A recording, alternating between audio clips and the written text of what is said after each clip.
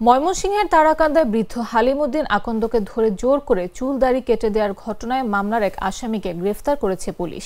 মঙ্গলবার বিকেলে নগরের 0 পয়েন্ট এলাকা থেকে তাকে গ্রেফতার করা হয়। গ্রেফতার ওই ব্যক্তির নাম মজলু মিয়া। তিনি তারাকান্দা উপজেলার কাশীগঞ্জ বাজার এলাকার বাসিন্দা এবং মামলার 7 নম্বর আসামি। বিষয়টি নিশ্চিত করে তারাকান্দা থানার ভারপ্রাপ্ত কর্মকর্তা মোহাম্মদ টিপু সুলতান বলেন, গ্রেফতার মজলু মিয়াকে বুধবার আদালতে সোপর্দ করা হবে। বাকি আসামিদের গ্রেফতারের চেষ্টা চলছে। হালিমউদ্দিন আকন্দ দীর্ঘ 34 বছর ধরে চুল না কাটায় তার মাথায় জটা তৈরি হয়। সম্প্রতি ঘটনার দিন কাশীগঞ্জ বাজারে তাকে হিউম্যান সার্ভিস বাংলাদেশ নামের একটি সংগঠনের লোকজন জোর করে ধরে নিয়ে ট্রিমার দিয়ে তার মাথার জট, দাড়ি ও চুল কেটে দেন। এ সময় তিনি শারীরিক নির্যাতন ও বল প্রয়োগের শিকার হন। এই ঘটনায় তিনি অত্যন্ত মর্মাহত হন এবং শারীরিক ও মানসিকভাবে ভেঙে পড়েন।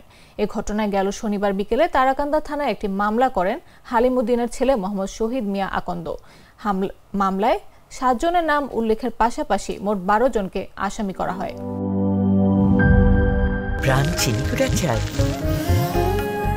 সেই সুগন্ধ, একটিও ভাঙা চাল নেই, কি পরিষ্কার। প্রাণ প্রত্যেকটি চাল বেছে বেছে বিশেষ প্রক্রিয়ায় প্যাক করে। পোলাও, খিচুড়ি, বিরিয়ানি, কি ঝরঝরে। তাই তো স্বাদে সেরা, সুগন্ধে ভরা। প্রাণ চিনিকুড়া চাল, পরম যত্নের চাল।